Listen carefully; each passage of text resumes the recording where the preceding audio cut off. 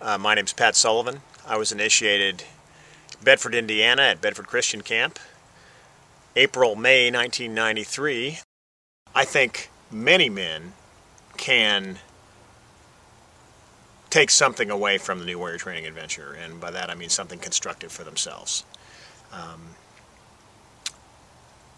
I don't believe that there has to be something wrong with a man, or that a man thinks there's something wrong with him in order for him to come to this training.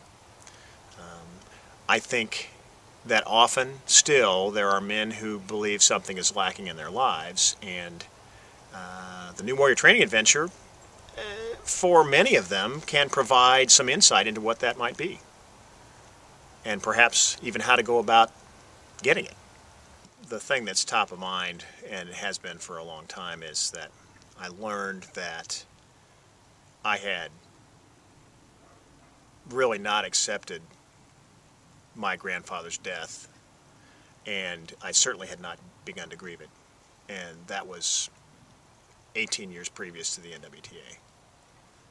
So I was able to get some access to that grief, which is still a difficult emotion. Sadness is a very difficult emotion for me to access, and it's much different now than it was then.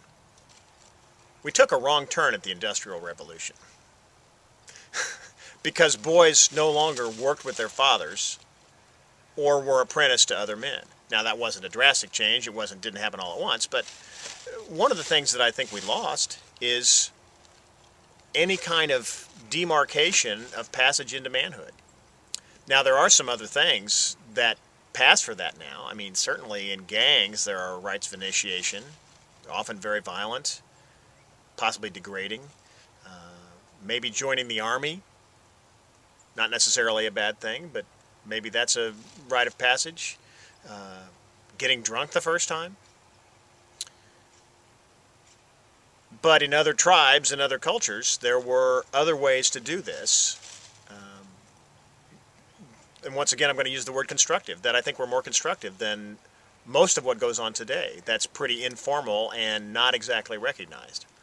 So I do believe that in many ways I was initiated into manhood in 1993. And I was 39 years old.